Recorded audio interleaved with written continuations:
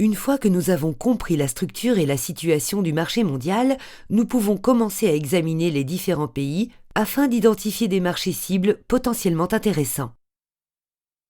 Le tableau que nous examinons ici montre les importations mondiales de café par pays. Trademap peut nous aider à passer au crible les marchés en nous fournissant des données sur plusieurs critères importants. Premièrement, la taille du marché, tant en termes de valeur que de quantité, est une caractéristique importante. Mais plus grand ne signifie pas nécessairement meilleur lorsqu'il s'agit de sélectionner les marchés, car les grands marchés peuvent être compétitifs et de plus peuvent exiger une offre en gros volume. Néanmoins, les grands marchés peuvent aussi souvent offrir des niches petites mais lucratives qui peuvent convenir aux petits producteurs. Deuxièmement, le dynamisme du marché, tel qu'il se reflète dans les taux de croissance des 5 et 2 dernières années, est également une caractéristique intéressante. Trouver un acheteur et développer votre entreprise sur un marché en expansion sera probablement plus facile que sur un marché en régression. Ensuite, la part d'un pays sur le marché mondial contient les mêmes informations que la taille du marché en valeur, mais exprimée en termes relatifs. Cela vous permet de comparer facilement la taille du marché en valeur des différents pays. Les conditions d'accès au marché, telles qu'elles sont reflétées par les droits de douane équivalents ad valorem appliqués, vous permettent de comparer les tarifs auxquels votre pays est confronté sur les différents marchés d'importation. Mais nous vous recommandons vivement d'utiliser Market Access Map pour connaître précisément le tarif appliqué par un pays importateur au niveau de sa ligne tarifaire à votre pays si vous êtes un exportateur.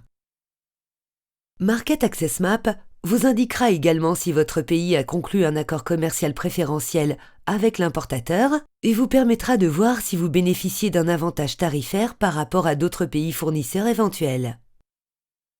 Il existe bien sûr de nombreux autres critères à prendre en compte avant de sélectionner un marché, notamment la distance, les liens culturels et historiques, la langue, les exigences non tarifaires du marché, les canaux de distribution, les préférences des consommateurs, etc.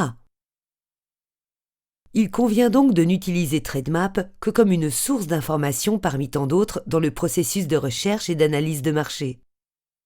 Cependant, l'analyse des données commerciales reste une première étape utile et nécessaire dans le processus d'étude de marché.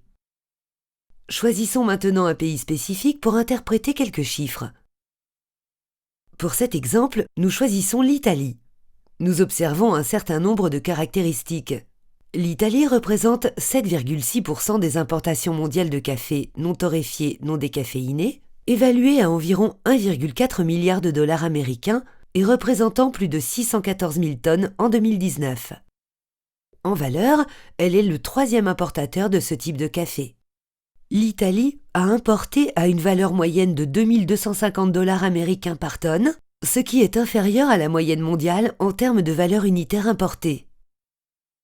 Le marché italien a connu une diminution de 2% en valeur par an en moyenne au cours des 5 dernières années et une croissance de 4% en quantité, ce qui signifie que la valeur unitaire est en baisse.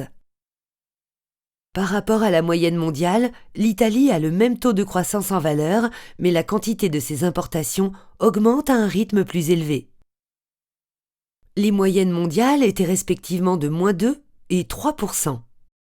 Ces informations permettent de conclure que l'Italie voit la valeur de ses importations de café non torréfié, non décaféiné diminuer au même rythme que le marché mondial, mais qu'elle augmente sa quantité plus rapidement que ce dernier.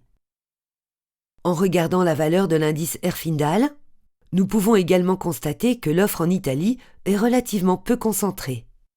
Au cours des 2 dernières années, la valeur des importations italiennes du produit analysé a diminué de 8%, ce qui représente une baisse plus importante si nous la comparons avec la diminution de 5% enregistrée pour les importations mondiales de ce produit.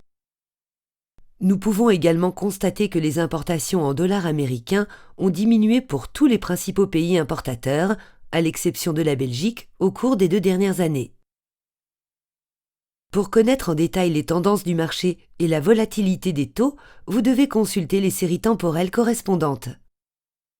De plus, il est important de souligner que l'Italie n'applique pas de tarif pour le café non torréfié non décaféiné, le taux moyen étant de 0%. Nous pouvons noter qu'il s'agit d'une tendance parmi les principaux importateurs mondiaux.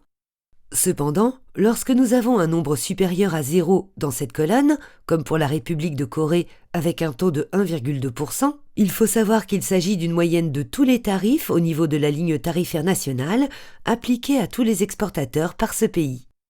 Il faut donc interpréter ce chiffre avec prudence, car le tarif réel appliqué par un pays à un pays partenaire particulier peut être différent.